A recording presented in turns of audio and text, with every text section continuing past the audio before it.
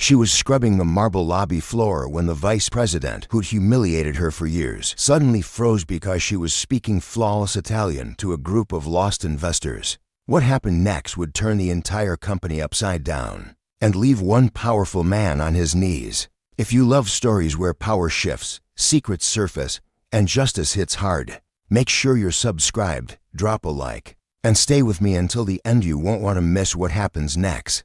Most people didn't notice the cleaning crew at Westford & Cole, not out of cruelty, just habit. They moved the way light moves in office towers at dawn, quiet, efficient, unseen. They pushed carts. They changed trash liners. They wiped the invisible fingerprints of other people's success off. Glass doors that never opened for them. Natalie Reyes knew how to be invisible. 11 years in this building had taught her the science of silence, when to step aside, when to look down, when to make your body smaller than the hallway. Navy uniform, non-slip shoes, ID badge that never opened anything above the 4th floor. It was a Monday in downtown Chicago.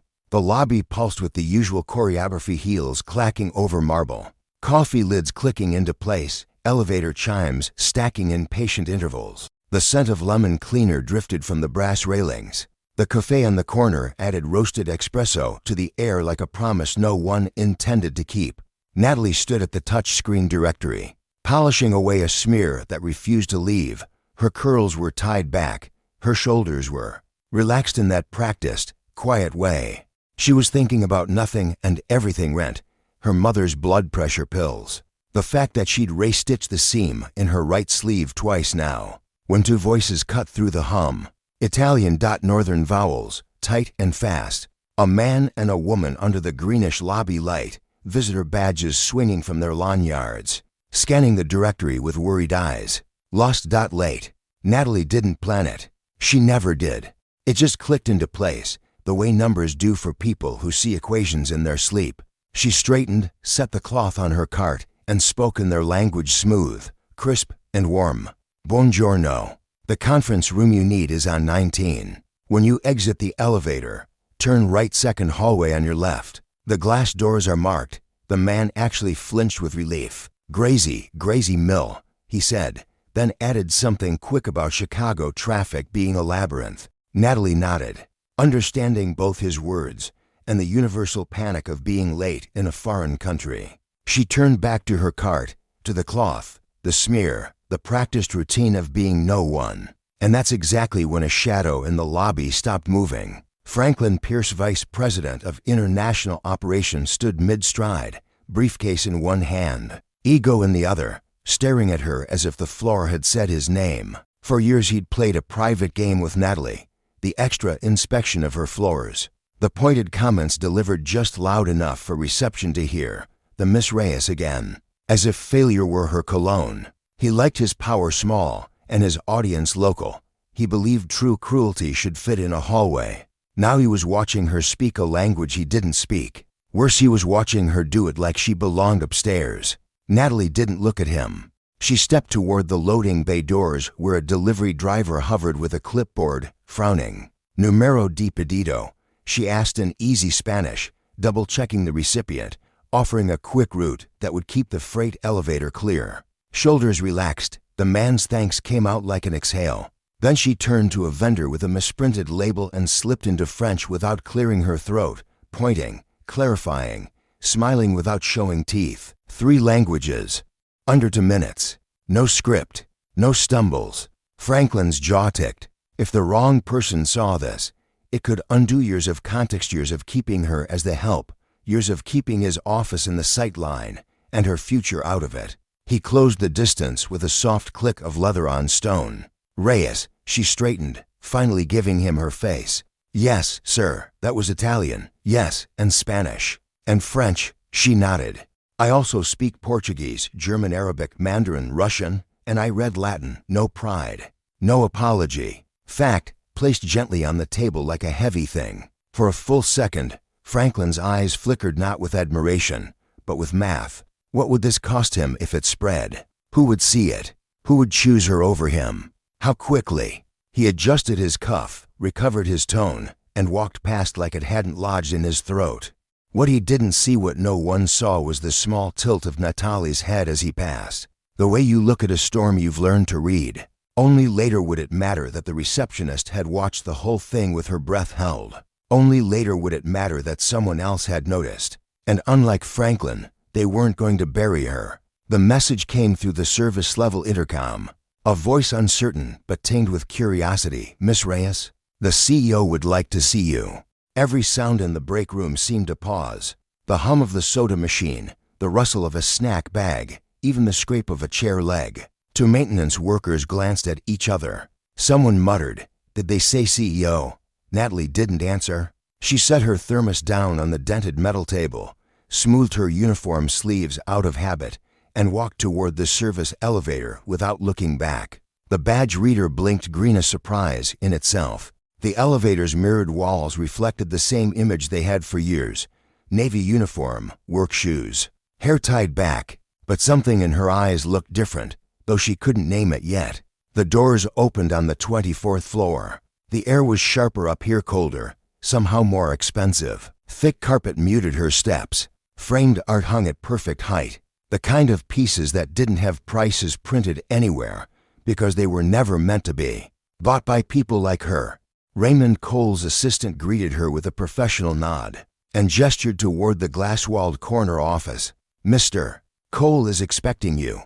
Inside, Raymond stood by the window. Chicago's skyline spread out behind him like a painting only he had the key to. He turned, studying her for a moment before speaking. "Natalie Reyes," he said, testing her name the way some people test the edge of a blade. "Please, come in." She stepped through the doorway. The glass door closed behind her with a soft click. Franklin Pierce was already there, leaning casually against the wall, wearing that same smug half-smile he used when he wanted people to think he was in on the joke. Raymond gestured toward a chair. "Sit." Natalie obeyed, folding her hands loosely in her lap. She'd cleaned this office countless times, wiped the desk, dusted the shelves, polished the brass on the credenza. But she had never sat on the other side of the desk, facing the man whose name was carved into the company's foundation. "I'm told," Raymond began, "that you speak Italian and Spanish and French." Natalie didn't flinch. "That's correct. Anything else?" "Portuguese, German, Arabic, Mandarin, Russian, and I can read Latin." For a beat, the room was still. Franklin shifted slightly, his posture tightening. "And you've been with us. How long?" Raymond asked. 11 years. "Why here? With those skills, you could be anywhere." She paused, eyes steady. "Because it was steady. Because it let me take care of my mother when I needed to. Because other doors close fast when people think you don't belong. This one didn't." Franklin cleared his throat in a tone meant to reclaim control. "Natalie is very good at cleaning," he said with a pointed smile. She ignored him. Raymond leaned forward slightly. "Why haven't you applied for another role here?" Her answer was simple, but carried weight. "Some people noticed what I could do. Some preferred I stay where I was." Raymond's gaze flicked briefly toward Franklin, then back to her. The silence between them felt like a rope being pulled taut. Finally, he said, "Be here tomorrow morning. No uniform. Bring whatever you need to do your best work. We'll test a new role. 9 a.m. 9. She stood, gave a short nod, and left the office without glancing at Franklin. But she felt his stare follow her all the way to the elevator. The next morning, the executive floor had its own rhythm, slower, more deliberate than the chaos downstairs. Light spilled across polished wood in perfect rectangles. The air carried the faint scent of fresh coffee and ambition. Natalie arrived in a charcoal blazer, crisp white blouse, and black slacks. No jewelry except for a thin, worn bracelet half hidden by her sleeve. She carried nothing but a notepad and a pen. Raymond greeted her with a nod. "Morning, Miss Reyes. Let's get started." Franklin was already in the conference room, leaning against the glass wall with a folder in hand. He gave her a look that was almost a smile, but not quite. On the table sat 2 laptops, a speakerphone, and a stack of documents. Raymond slid one across to her. "We have a situation in Dubai, 3 months of miscommunication and mounting frustration. I want to see how you handle it." Natalie read the file, her eyes scanning each line quickly but carefully. The Arabic to English translation was sloppy idioms converted literally, clauses out of order, a summary that contradicted itself. She underlined key issues in yellow, then requested the last 2 email threads from the client. Franklin leaned back. "Their rep is particular," he said. "We've tried video calls. Cultural mismatch. It happens." Natalie's voice was calm. "Particular isn't the problem. Precision is." She dialed the number on the page, greeting the client in formal Gulf Arabic. Her tone was warm but professional, acknowledging the delays without assigning blame. She referenced specific phrases from their past, emails correctly translated, and proposed a path forward with realistic timelines. 22 minutes later, she ended the call with a clear agreement in place. "They'll send a corrected draft this afternoon," she told Raymond. "Shipments resume next week, once we align the clause numbering and confirm subcontractor protocols." Raymond smiled faintly. 3 months solved in under half an hour. Franklin's reply was clipped. "Fortunate." Natalie corrected him without looking his way. "Prepared." Raymond closed his notebook. "From today forward, Miss Reyes works directly with me on all international matters. Make sure she has access to every active file." Franklin's smile didn't reach his eyes. Of course, the meeting ended, but Franklin caught up to her in the hallway. "You think one call makes you untouchable?" Natalie met his gaze. "No. I think consistent results do." He leaned in slightly. "Careful, Reyes. You don't know the rules here." Her voice was steady. "Franklin, I've been watching this floor for 11 years. I know exactly how you play." She stepped into the elevator and let the doors close between them. Franklin didn't sleep well. He told himself it was the coffee, the late-night emails, the usual stress of an overworked executive. But the truth was simpler. He could still hear the way Raymond had said Natalie's name in the boardroom. With respect, it ate at him. So the next morning, he arrived early, stacking a set of papers on his desk like a gambler shuffling a dangerous hand. By 9:45, he appeared in Natalie's temporary office doorway, folder in hand. "Got something urgent for you," he said, voice casual but his eyes measuring her reaction. Natalie didn't invite him in. She set her pen down and waited. "South American portfolio," he went on. "Tight deadline. Board needs it tomorrow. Thought I'd give you a chance to prove that Dubai wasn't a fluke." He set the folder on her desk. The paper smelled faintly of toner and intention. When he left, she opened it. It was a disaster dressed in formatting, Portuguese clauses twisted by literal translation, idioms stripped of meaning, shipping dates flipped into impossibility. Half the contract referred to clauses that didn't exist. It wasn't a document, it was a trap. Natalie read it twice. The second time, she made notes in red ink, flagging each problem. Then she pulled the original Portuguese draft, highlighting the mismatched sections. Line by line, she rebuilt it, replacing every vague phrase with precise legal terminology. She adjusted the dates, aligned the cross-references, and wrote a summary so clear it could survive the scrutiny of the most hostile auditor. By the time the office lights dimmed that evening, she had to neat stacks. Franklin's version, a minefield. Her version, bulletproof. The next morning, in the boardroom, Raymond gestured to her. "Natalie, I hear you've been working on the Brazilian vendor issue." She slid both stacks forward. "This is the original draft. It contains language errors that misstate obligations, incorrect dates, and references to non-existent clauses. This," she placed the second stack on top, "is the corrected version. It aligns with Brazilian trade regulations and clarifies penalties." Raymond scanned the top page.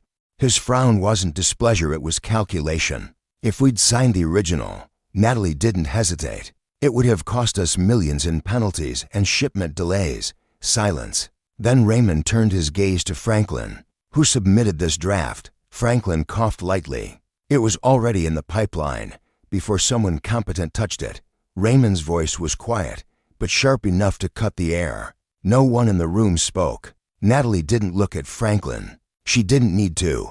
The temperature in the room had already told her she'd just landed her second win and put another crack in his armor. After the meeting, Franklin found her near the elevators. His smile was all teeth, no warmth. "Enjoy your little victory. It won't last." Natalie pressed the elevator button, eyes still on him. "I intend to. You might want to start practicing the view from the shadows." The doors slid open, and she stepped inside, without waiting for his reply. Natalie knew better than to wage war in the open. The executive floor ran on optics, and optics could be turned into weapons. Her strategy was surgical. Let competence speak, and let the failures connected to Franklin speak even louder. On Monday, during a strategy meeting with the French operations team, she noticed something in the report on Marseille shipping delays. The document blamed port congestion, but she could see from the phrasing that the real issue was missing customs permits. She said it in flawless French. "They're saying here the delay is due to missing permits, not congestion. That changes our liability."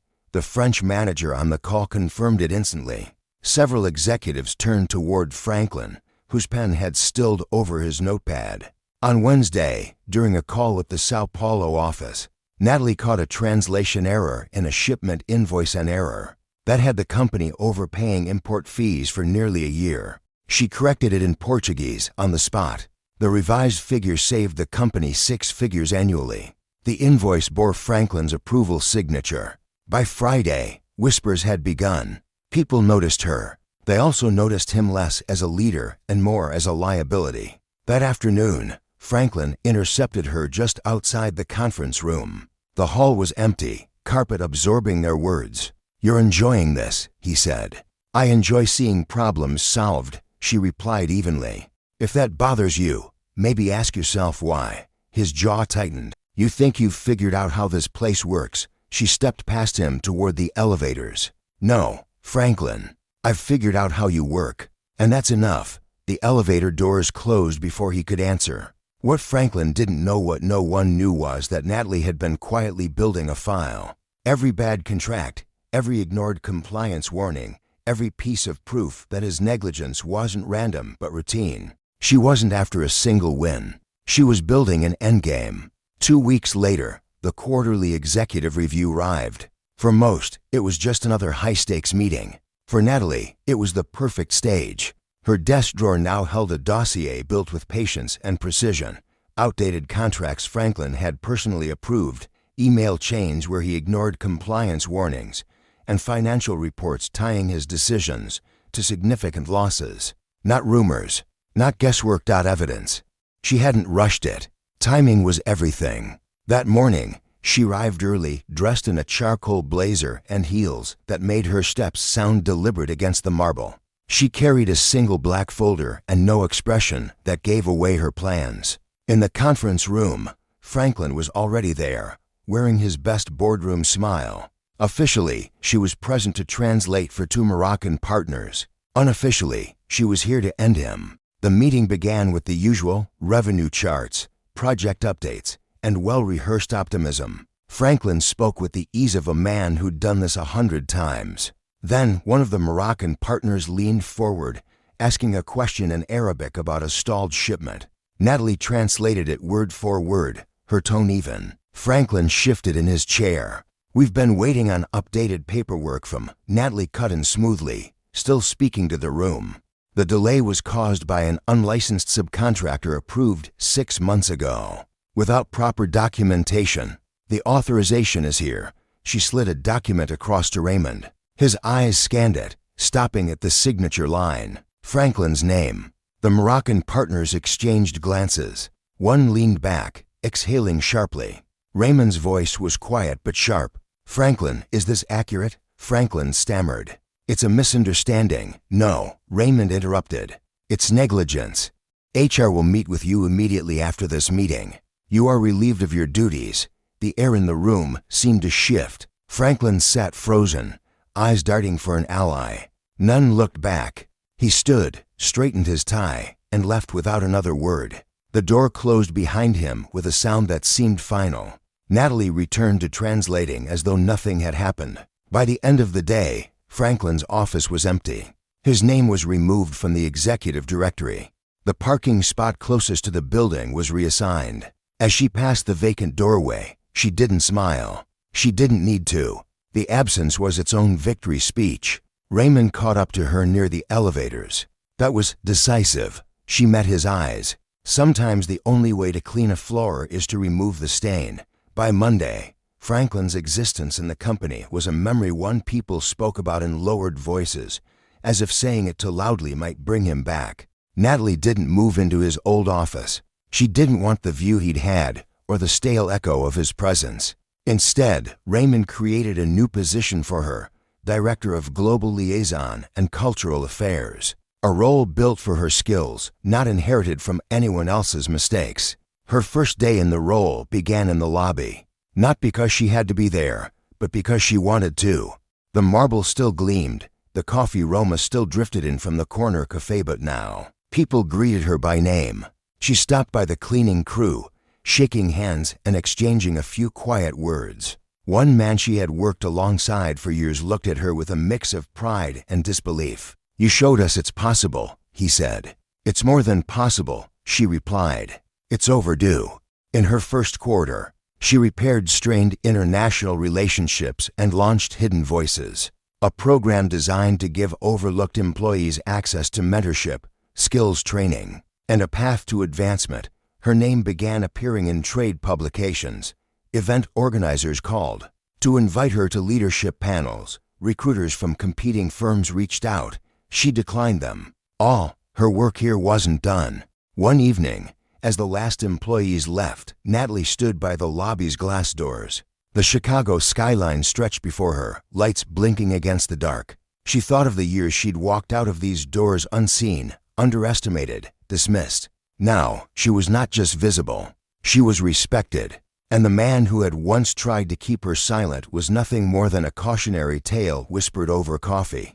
Her story had become proof. Abuse of power can break people, but it can also forge the kind of steel that cuts it down. She turned from the view and crossed the lobby. The click of her heels echoed in the empty space. Each step a reminder she had claimed her place without permission, without apology, and without forgetting where she started.